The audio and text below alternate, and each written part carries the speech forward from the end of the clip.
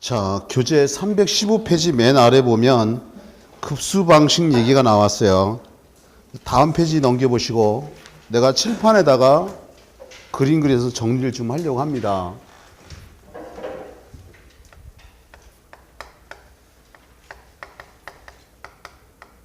이 급수 방식은 물을 받아 먹는 방식인데 크게 네 가지로 구분합니다. 수도 직결 방식이라는 게 있고, 고가 탱크 방식이라는 게 있고, 압력 탱크 방식이라는 게 있고, 탱크 없는 부스터 방식. 이게 네 가지가 있고, 기본적으로 아주 단순한 문제로 이 네 가지 넣어놓고 엉뚱한 거 하나 넣어서 물어보겠죠. 급수 방식이 아닌 건 뭐냐. 미리 결론 지면 요거요. 요 고가 탱크 방식하고 압력 탱크 방식 그 특징이 반대이기 때문에 지겹게 많이 시험 문제 나온 거죠. 앞으로도 나올 거고요. 이제 하나씩 그림 그려서 설명해 보도록 하겠습니다. 요 수도 직결 방식은요. 도로가 이렇게 있으면 건물이 이렇게 있겠죠. 1층, 2층입니다. 그러면 수도 본관이 있어요. 이게 명칭이 수도 본관인데 조금 전에 우리 정수라는 거 했죠. 물처리 과정. 채수, 침전, 폭기, 여과, 살균, 급수 이렇게 하는 겁니다. 그런데 이 수도 본관에 각 가정집에다 또는 사무실에다 물을 보내주는데 관을 이용해서 보내준다. 그게 수도 본관이다, 그죠? 영화 같은데 가끔 보면 이 수도 본관이 터져서 도로가에 물이 쫙쫙 올라오는 거 보죠. 영화에 보면 수도 본관에 구멍을 뚫어요. 이 구멍을 뚫어가지고 여기다 배관을 이렇게 설치해서 수도 꼭지를 여기다 설치하는 겁니다. 그러면 이 수도 본관에 수원지에서 압력을 가해줘요. 이 공공수도관은요 1.75 메가파스칼만큼의 압력을 가합니다. 지대가 높은 뭐 미아리곡 이런 데도 상수동물이 나오는 이유는 약 1.75 메가파스칼의 압력을 가하기 때문에 그래요. 이 메가파스칼은 압력의 단위잖아요. 기류 바꾸려면 어떻게 하면 되죠? 돈 주면 돼요? 곱하기 100 하면 되죠. 곱하기 100 한다는 게 소수점 2개 이동하면 되죠. 약 물의 높이가 175m 정도에서 내리누르는 그 정도의 압력으로 보내준다는 거야. 그럼 여기서 수도꼭지 딱 열면 어떻게 아래에서 위로 물이 공급이 되겠죠. 상향 공급 방식의 한 종류입니다. 이거는 소규모 건물에 사용되는 거다. 그럼 고가 탱크 방식은 뭐냐? 도로가 있고요.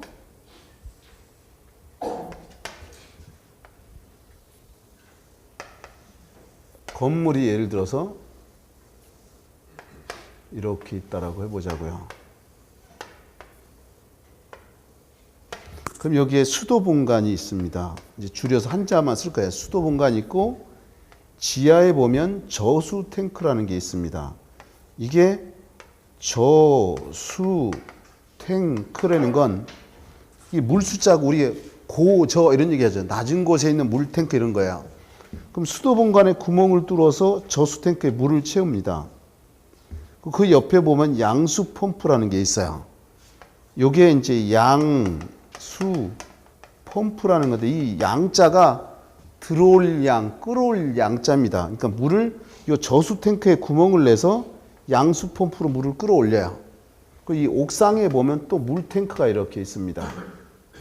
그럼 요 양수 펌프니까 요 양수 펌프에서 관을 하나 이렇게 연결해서 옥상에 있는 물탱크에 물을 채워줍니다. 그러면 이게 양수 펌프니까 이건 양수관이라 그래, 양수관. 그러면 이 옥상 탱크에서 구멍을 뚫어갖고 여기다가 수도꼭지를 설치하자. 그러면 중력에 의해서, 이게 중력이죠. 위에서 아래로. 중력에 의해서 위에서 아래로 급수가 돼요. 하향 급수 방식의 한 종류입니다. 이거는 대규모 건물에서 사용합니다. 대규모 건물에서 사용된다. 이제 요 압력 탱크식을 보려고 합니다. 요 압력 탱크식이요. 도로가 있고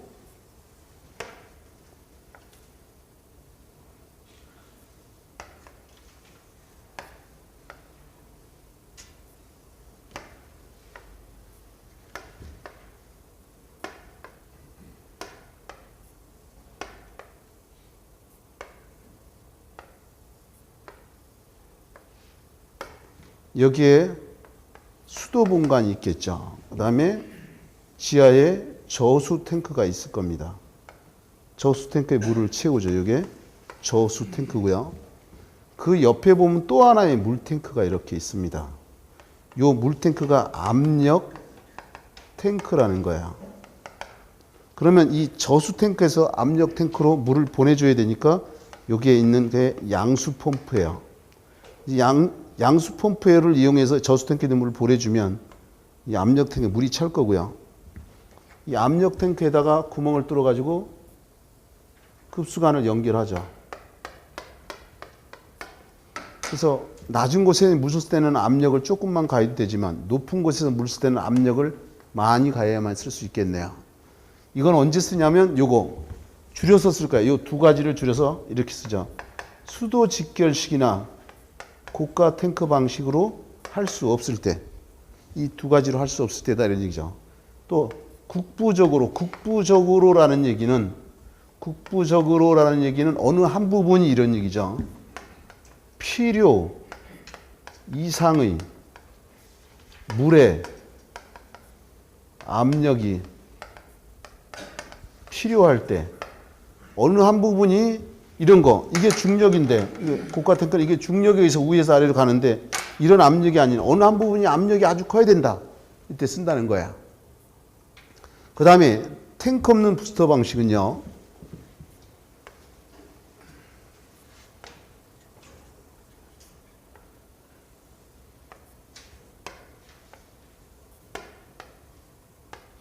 여기 수도 공간이 있고요. 여기에 이제 저수 탱크가 있고, 여기 저수 탱크. 수도 공간에 구멍을 내서 저수 탱크에 물을 채우고요.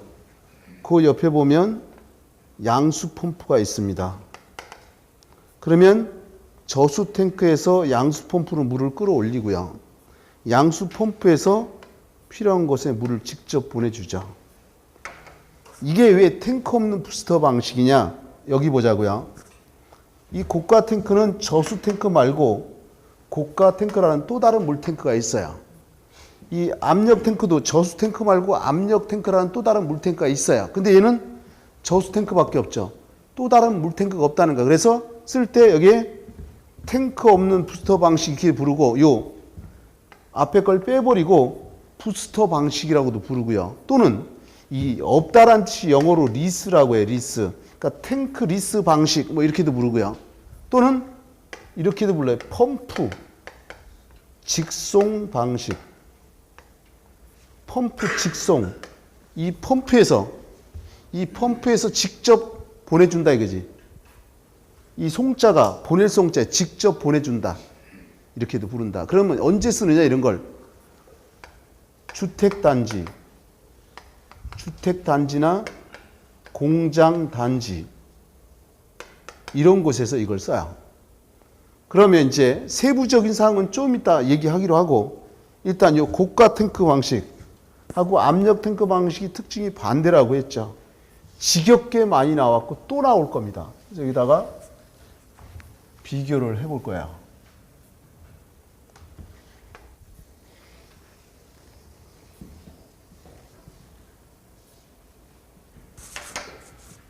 세 가지 지문으로 비교를 할 겁니다.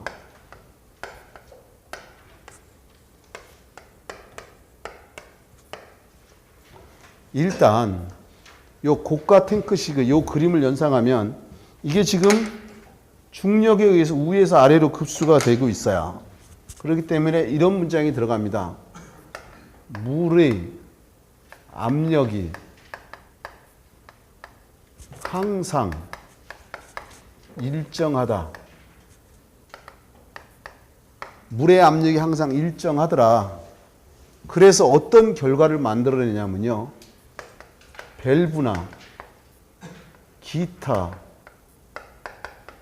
수전 밸브나 기타 수전료의 고장이 작죠. 그래서 그냥 줄여서 쓸게. 밸브나 부품의 파손이 작다. 설명을 해볼게요. 요 밸브라는 건 나중에 하겠지만 여기다 하나 예를 들게요. 배관이 이렇게 있습니다. 배관이 있고 이 속에 공기도 지나갈 수 있고 물도 지나갈 수 있고 가스도 지나갈 수 있고 증기도 지나갈 수 있고 유리도 지나갈 수 있는데 여기다가 밸브를 설치해서 요만큼 잠궈버리면 요만큼밖에 못 지나가죠. 또 요만큼 잠궈버리면 요만큼밖에 못 지나가고 완전히 잠궈버리면 못 지나가죠. 다시 말해 이 밸브라는 건요. 조금 지나가게 하든지 많이 지나게 하든지 차단하는 역할을 하는 게 밸브라는 거야. 밸브나 부품의 파손이 작다. 왜? 압력이 일정하니까.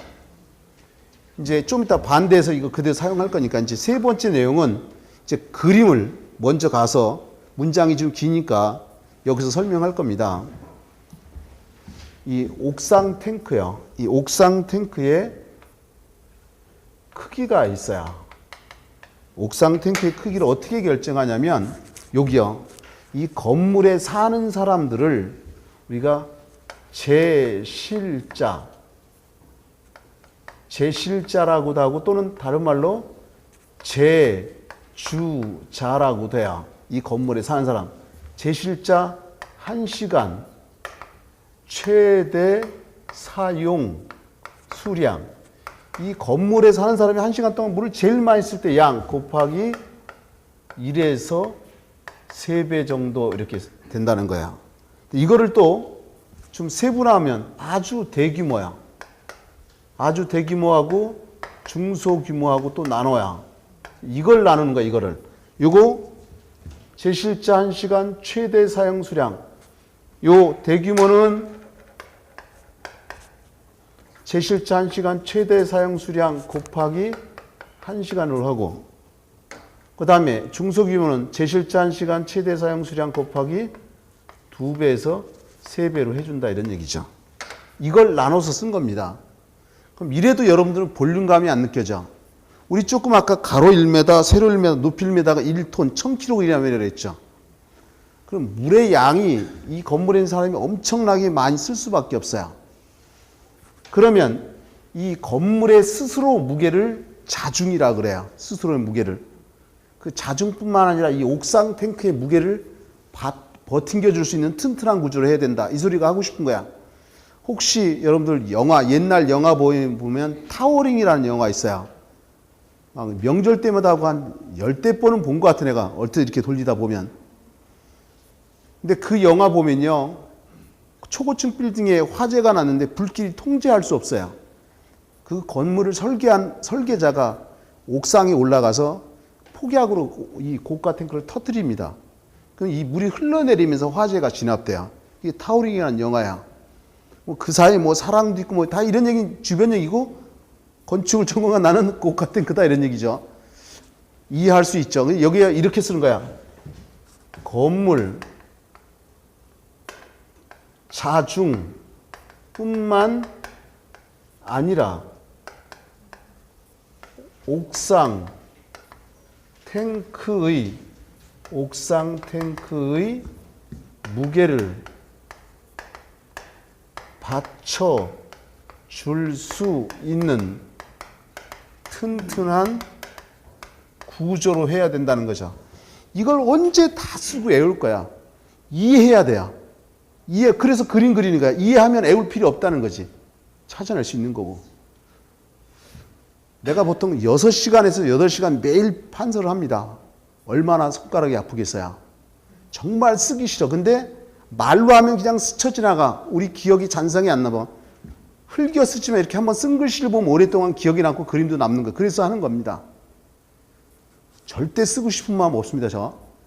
내가 아까도 얘기했죠. 문제풀이 교재 만드냐고 오늘 아침 7시까지 날밤 새고 씻고 아침 먹고 여기 온 겁니다. 절대 쓰고 싶은 마음 없다. 그래도 쓰면 내가 보라는 거야. 눈으로 사진 찍는 겁니다. 아, 그렇구나. 그럴 수밖에 없겠네. 이거 하는 겁니다. 별표 치면 별표 치고 미칠 치면 미칠 치고. 그럼 문제 풀고 모르면 체크 알면 통과 이거 하고. 그러면 합격시켜줄 수 있어요. 자, 이제 요거 압력 탱크 방식. 요게 압력 탱크식이죠. 이거랑 반대라 그랬어요. 이건 반대니까 이렇게 줄였을 거예요. 물의 압력이 항상 일정하지 않다. 일정하지 않다. 왜? 이 그림 보면 알잖아요. 여기서 낮은 곳에 물 쓰면 조금만 압력을 가야 되는데 높은 데서는 압력을 많이 가야 된다 이거지. 그러니까 물의 압력이 항상 일정하지 않다. 그러니까 밸브나 부패의 파손이 크다 이런 얘기죠. 이해될 수 있죠. 근데 세 번째 내용은 좀 달라요.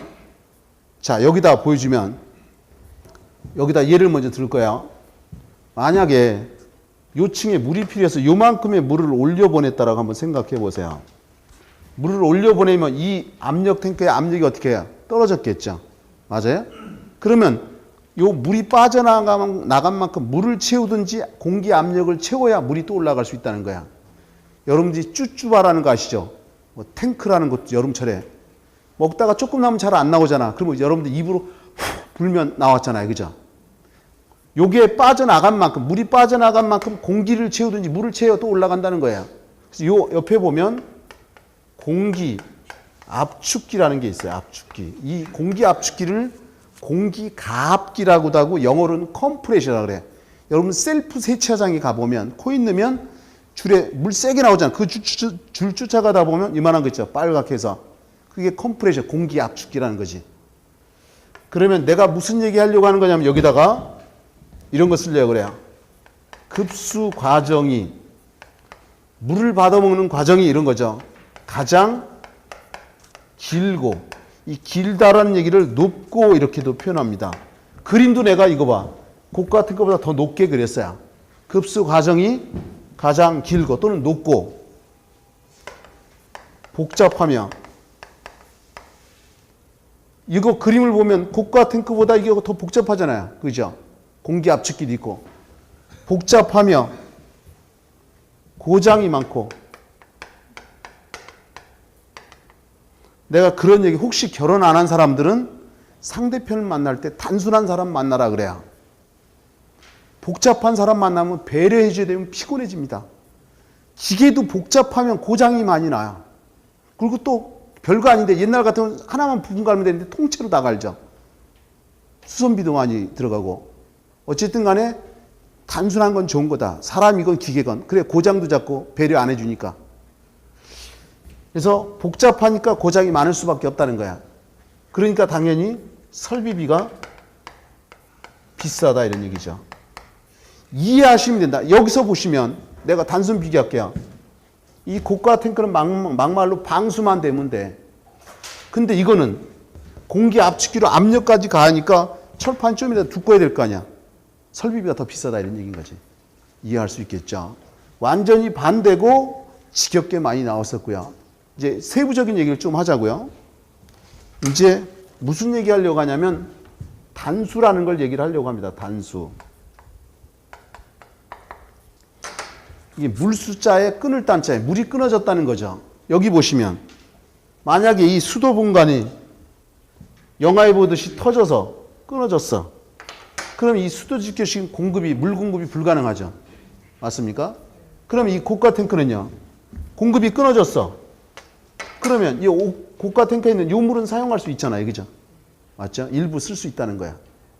단수시에. 이해되는 거죠? 단수되면 못 쓴다 이런 얘기죠. 그럼 이제 요번에 뭐 얘기하려고 하냐면 이런 거 하려고 합니다. 오염. 이런 얘기만요. 고여있는 물은 썩는다 이런 얘기 많이 들어봤잖아요. 그러면 오염이 가장 작은 거는 수도 직결식에, 이 수도 본관에, 이게 수도 직결 방식이라는 게 이 수도 본관에 직접 연결했다 그래서 수도 직결 방식이라고 하는 거야. 오염이 가장 작아요. 거꾸로 오염이 가장 심한 게 고가 탱크야. 저수 탱크에 받았다가 또 고가 탱크에 모았다가 쓰고. 그래서 일정 규모 이상이 되면 이 고가 탱크 청소해 줘야 될 거 아니에요. 그죠? 맞아요? 그래서 물탱크를 2개로 합니다. 만약에 하나로 했다 그러면 이거 청소해야 된다 그러면 여기 있는 사람들 물을 못 쓸 거 아니야. 그럼 화장실 가고 싶어 끙끙거릴 거고 똥 마려운 강아지처럼. 그래서 반만 쓰고 여기 옆에 청소해내는 거죠. 청소되면 배관을 연결시키면 또 여기 또 쓸 수 있다 이거지. 오염이 가장 심하기 때문에 그렇다. 이번에는 뭐 할 거냐면 단전입니다. 전기가 끊어졌다 이런 얘기예요. 전기가. 그러면 이거는 전기가 전혀 없죠. 단전 돼도 물 공급하는 문제가 없다는 거야. 근데 이 양수 펌프라는 게 전동기를 돌리면 전기가 있어야 될 거 아니에요. 그죠? 이해하십니까? 단전 시에 급수가 불가능해. 옥상 탱크에 남아있는 건 중력에서 할 수 있지만 여기 있는 물은 못 끌고 올라가잖아요. 그죠? 이것도 당연히 양수 펌프 쓰면 못 쓴다 이런 얘기죠. 이 중에서 제일 많이 언급됐던 게 이제 오염에 관한 얘기인 거죠. 그래서 내가 일부러 노란색으로 좀 썼거는데 오염이 제일 심한 게 고가 탱크. 가장 적은 건 수두께식이다. 두 가지 비교해서. 그 다음에 여기에 또 내가 이런 얘기를 많이 해요. 여기 보시면 배꼽이 아무리 커도 배보다는 작죠. 그러면 이 고가 탱크가 아무리 커도 이 저수 탱크보다 클 수 없어. 거꾸로 얘기하면 저수 탱크는 고가 탱크보다 최소한 같거나 더 커야 된다 이런 얘기인 거야. 이해할 수 있죠. 그 다음에 요거 양수 펌프의 능력이 만약에 이 고가 탱크 물을 다 썼어. 그럼 채워야 될 거 아니에요. 그죠? 그럼 30분 안에 다 채워야 돼 물을. 이 양수 펌프의 능력이. 그러면 1시간이면 얼마나 채울 수 있어요? 2배는 채울 수 있겠죠. 이해가 안 간 눈빛이 보이네. 다시. 이 옥상 탱크 물을 다 썼다 이런 얘기야. 집중 안 하면 안 돼요. 물 다 썼어. 그럼 물을 채워야 될 거 아니야. 그럼 이 양수 펌프의 능력이 이 물을 30분 안에 다 채울 수 있어야 돼. 그러면 1시간이면 2배는 채울 수 있다는 거죠. 이해할 수 있나요? 우리 시험에도 언급도 됐었고, 그 다음에 요 정도 하면 되겠지. 이제 교재로 들어가려고 합니다. 교재. 일단 316페이지요. 316페이지에 보면 수도 직결 방식이라는 게 있는데, 그 소규모의 건물에 쓰인다고 그랬는데 두째 줄 뒤에 보면 소규모 건물 이런 얘기 나오죠. 그 다음에 그림도 이미 내가 다 그렸고 그 아래 특징 얘기 다 된 겁니다. 특징 1번에 오염이 가장 작다라는 거죠. 정전 시에도 급수가 가능하다. 곧 단전됐을 때도 급수가 가능하다는 거지. 근데 단수 시에는 급수가 불가능하고 저렴하고 소규모에 쓰이고 그 다음에 그 아래 가로 2번에 수도분간의 최저 필요 압력이라는 게 나옵니다. P는 P1 플러스 P2 플러스 100분의 스몰 h. 한마디로 얘기하면 내가 이렇게 써. 설비는 계산식이 다 더하면 90에서 95% 답입니다. 다만 환산은 해줘야 되죠. 환산이라는 게 예를 들어 그거잖아요. 수압과 수도를 환산하는 거잖아. 높이 1m일 때 거기에 작용하는 압력이 0.01MPa. 이것만 환산하면 되는 거죠. 이제 그 옆에지 고가 탱크 올 겁니다. 이미 다 설명 그림 됐고 이제 장점에 보면 대규모 급수압이 가장 일정하고 정전 단수 시에도 일정량큼 공급하고 부품의 파손이 작고 단점 오염 가능성이 가장 크죠. 구조물 보강이 필요하다. 튼튼하게 해야 된다는 거죠. 건물 자중뿐만 아니라 옥상 탱크를 버팅겨 줘야 되니까. 그 다음에 그 아래 플로트 스위치라는 게 있죠. 수위 조절형 스위치. 여기 좀 볼래요? 플로트 스위치는요. 자, 여기 한번 보세요. 여기에 보면 이 물의 높이가 안전한 수위가 있고 표준 수위라는 게 있어요. 만약에 안전 수위를 넘어가면 물이 넘칠 거 아니에요.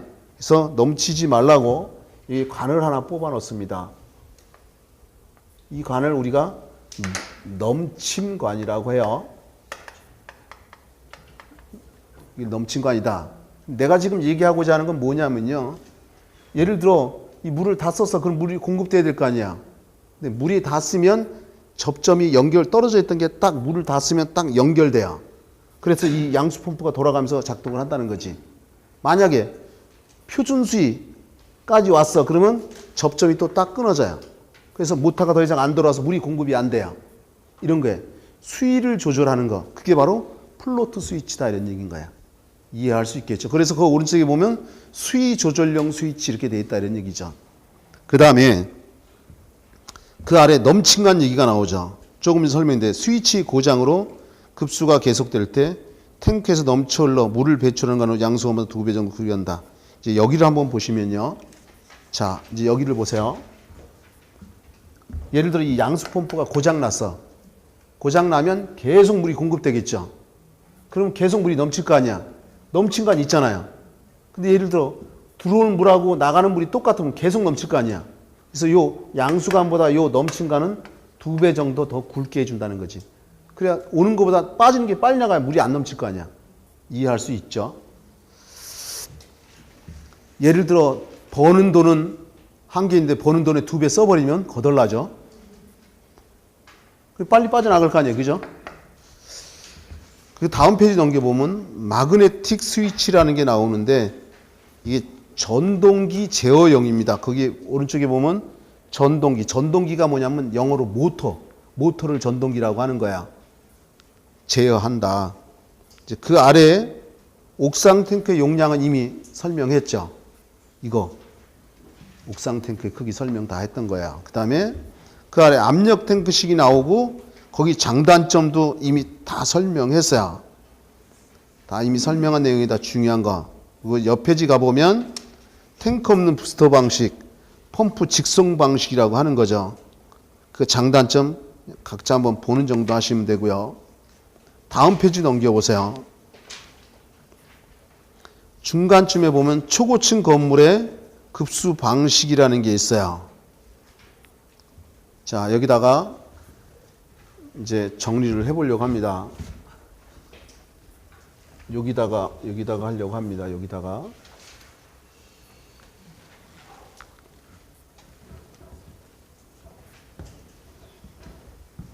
요거까지 지워도 되겠네요.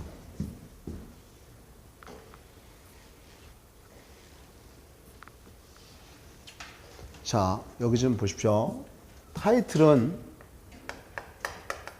초고층 건물의 급수 조닝이라는 건데, 먼저 법적인 얘기를 좀 해보면요.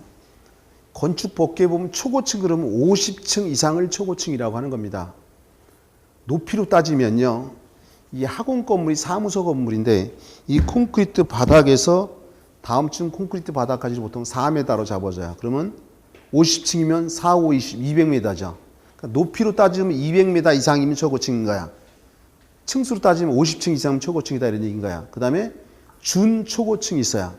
그럼 당연히 50층은 안 된다는 얘기죠. 대신 30층은 넘어가는 거야. 이게 준초고층입니다. 그 아래면 고층이라 그러겠죠. 저층 그럼 1, 2층 되는 거고요. 이제 무슨 얘기 하려고 하냐면 초고층 건물의 급수조인데 그 초고층의 개념을 좀 설명하려는 거고, 이제 초고층 건물의 급수조인 방식이 있고요. 목적이 있어요. 둘 다 시험에 언급되는데 방식은 보면 층별식이라는 게 있고 중계식이 있고 압력 탱크식, 그 다음에 가압 밸브식, 이렇게 나눠집니다. 그리고 요거 층별식 가지고서 내가 목적을 찾아낼 거야. 여기다 예를 들어보겠습니다.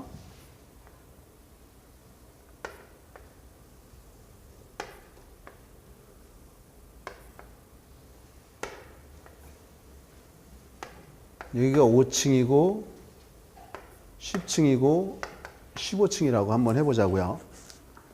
일단 여기를 좀 먼저 볼래요? 자, 아파트하고 호텔 이런 것들은 최저 압력이 0.3에서 0.4 메가파스칼마다 조닝을 해라 이런 규정이 있어요. 그럼 이게 0.3에서 0.4 메가파스칼을 길이로 바꾸려면 어떻게 하죠? 곱하기 100. 곱하기 100 한다는 얘기는 소수점이 2개 이동한다니까 길이로 바꾸면 30에서 40m마다 조닝을 하라 이런 뜻인 거야. 그러면 사무소는 0.4에서 0.5 메가파스칼마다 조닝을 해요. 이걸 길이로 바꾸면 40에서 50m마다 조닝하라 이런 뜻이에요. 이 건물이 사무소 건물이라고 해보자고. 혼자 빠져있고 혼자 공부하면 정말 실수할 확률이 또 있어요. 내가 항상 얘기하는 게 그거야. 한 번 떨어져 본 사람은 또 떨어질 확률이 많다. 부족한 것도 있지만 잘못된 습관을 갖고 있어서 그래요. 내가 뭐라고 다른 얘기 하려는 게 아니라 도움을 주고 싶어서 그래요. 그런 얘기 해요. 우리 애 셋을 키우다 보니까 공부 잘하는 잘한 이유가 있어요. 못하는 딸은 또 못하는 이유가 있어. 자, 나랑 호흡을 맞춰야 돼. 그래, 그 경기에 이기려면. 자, 이게 사무소 건물이면 이게 5층이면 아까 사무소는 한 층이 층고가 얼마나 했어요? 4m. 그럼 5개 층이면 4, 5, 20m입니다. 그죠? 요것도 20m, 요것도 20m 하면 여기서 여기까지 60m죠. 근데 만약에 조금 전에 고가 탱크 방식 할 때 특징이 뭐 있어요? 물의 압력이 항상 일정하다. 그래서 밸브나 부품의 파손이 작다 그랬잖아요. 근데 여기다 만약에 고가 탱크식을 써버리면 여기다 써버리면 이 상층부는 관계없어. 이거 40에서 50m까지는 관계없는데 문제는 이게 20m, 20m면 40m죠. 거기 다 나면 50m죠. 맞아요? 여기까지 문제가 없는데 이 아래는 물의 압력이 굉장히 커지는 거야. 왜? 물이 내려가면서 중력 가속도라는 거 받아서 압력이 커진다는 거지. 압력이 커지면 밸브나 부품의 파손이 많아져요. 소음과 진동이 생기고 습격장애라는 게 생겨서. 그럼 결론적으로 얘기하면 이렇게 해버리면 안 된다는 거잖아요. 그죠? 그래서 이렇게 쓰는 거죠. 여기서 여기까지는 요 물탱크만 쓰는 겁니다. 요 물탱크. 또 여기다가 또 이렇게 물탱크를 또 설치해요. 그래서 여기서 여기까지 요 물탱크 쓰는 거야. 또 여기다가 물탱크 설치해서 여기서부터 여기까지는 요 물탱크만 쓰는 거야. 높이는 60m지만 이거 20m 정도밖에 압력을 안 받죠. 이게 바로 초고층 건물의 급수조인데 결론적으로 이 저층부, 하층부의 물의 압력을 줄이기 위해서 또는 물의 압력을 균등히 하기 위해서 이걸 하는 거다 이런 얘기지. 써보면 하층부, 이 하층부를 다른 말로 저층부라고도 한다 그랬어요. 하층부의 하층부 물의 압력을 줄이기 위해서 또는 하층 물의 압력을 줄이기 위해서라고 하기도 하지만 물의 압력을 균등히 하기 위해서 이렇게도 표현한다 이런 얘기인 거야. 이해할 수 있죠? 그러면 이제 교재로 들어갈 거야. 교재로 들어가서 320페이지입니다. 이제 그 초고층 건물의 급수 방식에서 그 지문을 한번 보려고 합니다. 처음이니까 보는 거야. 나중에는 이거 안 봅니다. 초고층 건물의 경우 옥상 탱크의 설치가 너무 높으면 최상층과 최하층의 수압차가 일정치 않아 아래층 수압이 증대되어 습격작용이 일어나 물을 사용이 곤란하다. 그러므로 중간에 탱크를 설치하거나 가마 밸브 등을 설치하여 급수압을 적절하게 조정해 줘야 된다. 그러기 위해서는 급수계통을 건물의 상하층을 구분하여 급수압이 고르게 될 수 있도록 급수조닝을 할 필요가 있다. 이제 그 아래 급수조닝 압력 거리가 나왔는데 이미 설명했어요. 아파트나 호텔들은 0.3에서 0.4메가파스칼, 기조하면 3, 40m마다. 사무소는 0.4에서 0.5메가파스칼, 4, 50m마다 조닝을 한다는 거야. 그 아래 급수조닝 목적이 있죠. 저층부의 물의 압력을 어떻게 해요? 줄이기 위해서. 물의 압력을 줄이면 습격작용이 방지가 돼요. 그냥 넘어가면 이해 안 가니까 여기다가 습격작용을 설명을 해보려고 합니다. 여기다가 일단 여기다가 해볼게요.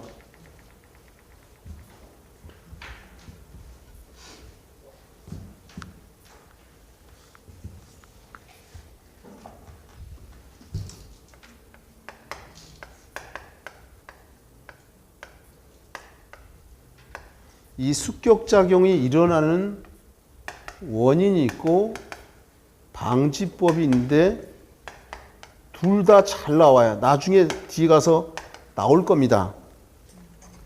별표, 최소한 별표는 쳐야 되는 거야. 곱하기 100까지도 되지만 이제 원인을 한번 써보면요. 밸브나 기타 수전율을 급격히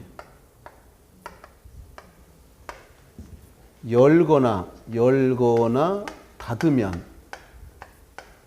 물이 일시적으로 정지함으로 발생된다. 자, 이제 설명을 해볼게요. 밸브는 조금 아까 설명했고 수전유는 이런 거야. 수도꼭지, 샤워꼭지 이런 것들이 수전유라고 하는 거야. 밸브나 기타 수전유를 급격히 열거나 닫으면 물이 일시적으로 정지함으로 발생한다라고 그랬는데 여기다 그림을 볼 거야. 배관이 이렇게 있어요. 여기에 일정한 속도로 물이 이렇게 흘러가고 있습니다. 근데 여기다가 밸브를 설치해 가지고 탁 막아버렸어요. 물이 일정한 속도로 흘러가는데 탁 막으니까 멈추겠죠. 멈추면서 이 물이 요 밸브나 배관을 때려요. 때리니까 그르륵 그르륵 이런 소리가 납니다. 이걸 갖다 우리가 습격작용, 곧 워러 해머링, 물이 때린다는 거죠. 그렇다면 이걸 분석해 보면 방지법을 찾아낼 수 있어요. 물이 일정한 속도로 흘러가는데 딱 막았다는 얘기는 이 배관 안에 압력이 높아졌다는 거잖아요. 그럼 압력을 낮춰주면 돼요. 어떻게 낮출 거냐? 여기다가 공기실을 두는 거예요. 공기실을. 요 밸브 앞에다가 공기실을 둬서 요로 공기를 싹 빼버리면 압력이 낮아지겠죠. 이 공기실을 갖다 우리가 공기실을 영어로 에어 챔버라 그래. 공기실을 둔다. 이게 제일 좋은 방법입니다. 제일 효과가 좋은 방법이에요. 공기실 둔다. 어디다가? 밸브 앞에다가. 그 다음에 유속, 물의 속도입니다. 유속을 작게 한다. 이 소리는 물의 속도가 빠르면 빠를수록 막았을 때 압력은 더 커지잖아요. 유속을 작게 하라는 얘기야. 그 다음에 관경을 굵게 한다. 이 배관의 지름이 이만한데 이걸 더 크게 해버리면 관경이 커지면 물의 속도가 떨어지죠. 관경을 굵게 한다. 또 굴곡부를 없앤다. 될 수 있냐? 이 배관이 막 이렇게 굴곡이 많이 되면 많이 될수록 마찰력이 더 커지거든요. 굴곡 개수를 작게 하라 이런 얘기야. 그러면 이제 습격작용이 뭔지 알았어요. 이제 여러분 교재에서 그 360페이지 맨 아래 습격작용 방지 의미가 알 거고, 당연히 습격작용이 생기면 그 옆에지 3번에 소음과 진동이 발생하겠죠. 부품 파손이 되는 거고, 이제 그 방식은 나와 있고, 이제 그 아래 급수 배관 방식이 있는데 거기 볼만한 게 없다. 아까 아래에서 위로 물이 공급되면 상향이죠. 위에서 아래 내려오면 하향이고, 아래 위에 닿으면 상하 혼형인 거고. 그 다음 페이지 넘겨보세요. 펌프 얘기가 나옵니다. 펌프 얘기가.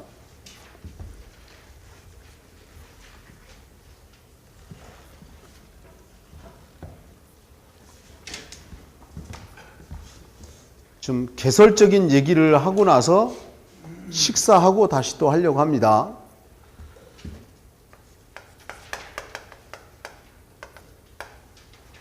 펌프라는 건요. 자, 보세요. 유체가 흐를 유자라 그랬죠. 공기도 흐르고 물도 흐르고 기름도 흐르잖아요.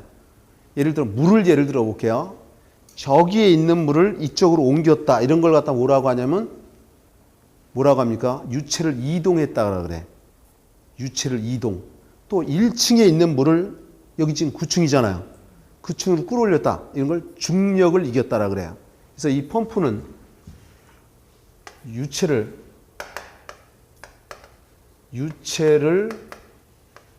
이동하거나 중력을 이기는데 사용을 하는 거야. 이 유체를 이동했다는 얘기는 저쪽에 있는 물이 이쪽으로 옮겼다. 이게 유체를 이동했다는 거고, 중력을 이겼다라는 거. 예를 들어 1층에 있는 걸 9층의 물로 3층으로 이렇게 끌고 올라오는 거. 이걸 중력을 이겼다. 이럴 때 쓰는 게 펌프다 이런 얘기야. 근데 이 펌프에 보면 종류가 크게 왕복동 펌프라는 게 있고, 회전 펌프. 이 회전 펌프를 우리가 원심 펌프라고도 하고 왁건 펌프라고도 부르죠. 이렇게 대표적으로 있고, 또 특수 펌프라는 게 있어요. 특수 펌프가 있는데 좀 이따 일단 쓰기로 하자고요. 그러면 왕복동 펌프는 뭐냐면, 여기 좀 볼래요? 왕복 달리기라는 거 알죠? 왕복 달리기. 그 히딩크가 우리나라 축구 국가대표팀 할 때 올 때 왕복 달리기 많이 시켰다 그러더라고요. 축구에서 제일 많이 뛰는 거리가 약 3, 40m 정도 된대요. 제일 많이 뛰는 거리가 2, 30m? 헷갈리네. 어쨌든 그 거리를 갖다 왕복시켜. 제일 많이 뛰니까 순간적으로. 왕복 운동을 시켰더니만 제일 빠른 애가 차두리였대요. 처음에는. 머리보다 몸이 빠른 애 있잖아요. 그리고 나중에 이제 그 순위가 바뀌었다 그러더라고. 그럼 무슨 얘기 하려고 하냐면, 이 왕복동 펌프는 수직으로 왕복 운동을 하든지 수평으로 왕복 운동을 하든지 왕복 운동을 해서 유체를 이동하거나 중력을 이긴 데 쓰는 걸 갖다 우리가 왕복동 펌프라고 한다는 거야. 그러면 회전 펌프는, 이게 회전 운동이죠. 회전 운동에 의해서 유체를 이동하거나 중력을 이기는 데 쓰는 걸 회전 펌프, 원심 펌프, 왁건 펌프 이렇게 본다는 거죠. 근데 이게 특징이 나중에 따라오겠지. 왕복동 펌프하고 회전 펌프는 그 특징이 서로 반대적인 특징을 가지고 있어요. 그리고 이 왕복동 펌프에 보면 피스톤 펌프라는 게 있고 플런저 펌프라는 게 있고 워싱턴 펌프라는 게, 이런 것들이 있어요. 그다음 회전 펌프에 보게 되면 볼류트 펌프라는 게 있고 터빈 펌프라는 게 있고, 그 다음에 심정 펌프. 이 심정 펌프에는 보아홀 펌프, 수중 전동 펌프, 그 다음에 라인 펌프. 이거 말고도 더 있어요. 근데 어쨌든 간에 예를 들어 일단 이렇게까지. 이 특수 펌프에는 여기다 써올게요. 좀만 참아봐. 제트 펌프라는 게 있고요. 기어 펌프라는 것도 있고, 요거 회전 펌프에도 들어가고 특수 펌프에도 들어가는 게 논 크로그 펌프라는 것도 있어요. 이렇게 있는데 요 내용은 우리 식사하고 다시 하자고요. 근데 배를 가득 채우면 졸려야. 등 따시고 배부르면. 그래서 내가 우리 애들한테도 그랬어요. 어렸을 때 늘 공부할 때는 위장을 80%만 채워야 된다. 뭐 나는 그냥 밥 꽉 채우고 서서 들을 거예요. 그러면 괜찮아요. 뭔 소리 되죠? 식사하고 다시 하자고요.